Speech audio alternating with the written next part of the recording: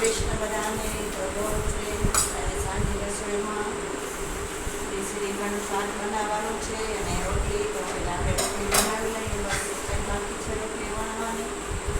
આપણે બનાવી આટલી બધી બની ગઈ છે. પછી કરશું શાકની તૈયારી. ફ્રેન્ડ્સ, અહીંયા રોટલી બધી આપણે બની ગઈ છે અને હવે કરશું આપણે શાકની તૈયારી. તો રીંગણાનું શાક બનાવવાનું છે. એમાં રીંગણા સુધારી લીધા છે, મીઠો લીમડો છે, આદુ લસણની પેસ્ટ છે, ટામેટા મરચાં છે અને તપેલી મૂકી દીધી છે ગેસ ઉપર બનાવવા. તો હવે આપણે જરૂર પ્રમાણે તેલ લઈ દઈશું.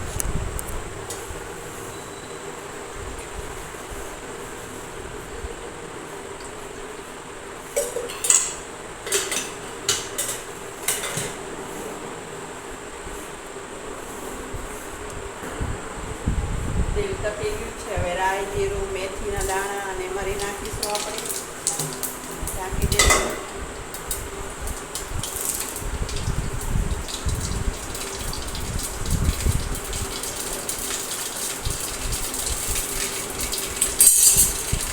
રાઈ, જીરું પકડી ગયા છે. આપણે નાખીશું હિંગ, મીઠો લીમડો,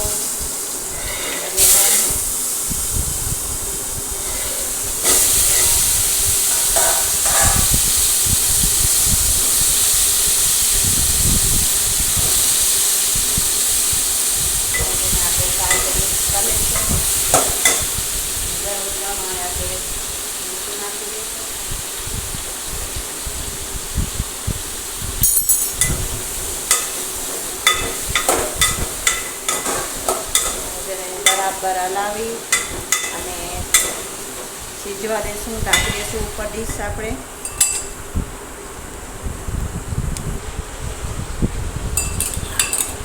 તો જો ફ્રેન્ડ્સ, રીંગણા થોડા ચડી ગયા છે તો આપણે આદુ લસણની પેસ્ટ નાખી દઈશું અંદર.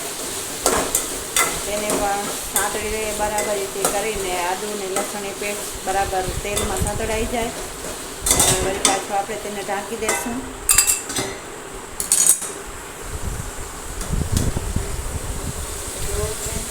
જોઈ લઈએ આદુ લસણની પેસ્ટ સરસ સાંતળાઈ ગઈ છે. મસ્ત સુગંધ આવી રહી છે.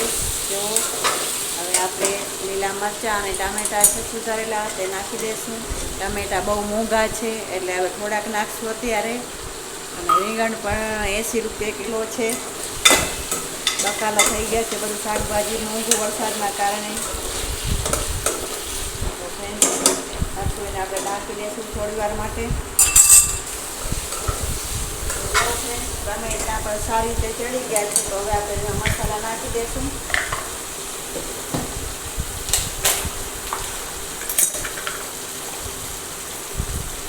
હળદર નાખીશું,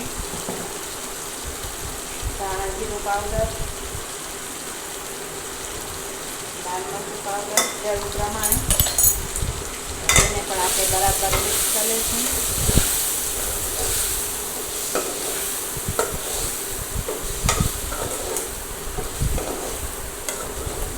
એને બરાબર મિક્સ કર્યા બાદ ફ્રેન્ડ્સ, થાળીમાં ગરમ પાણી મૂક્યું હતું એ જ આપણે શાકમાં એડ કરશું.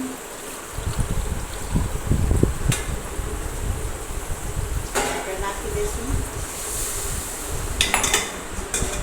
આ પાણીથી જ આપણું શાક બરાબર ચડીને રેડી થઈ જશે. તો જો ફ્રેન્ડ્સ, કેવો મસ્ત કલર આવ્યો છે શાકનો અને સુગંધ પણ એટલી જોરદાર આવે છે.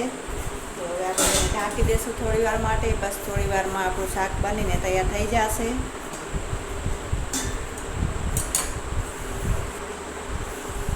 જો ફ્રેન્ડ્સ, અહીંયા આપણું શાક બનીને રેડી થઈ ગયું છે. ગેસ કર્યો છે બંધ.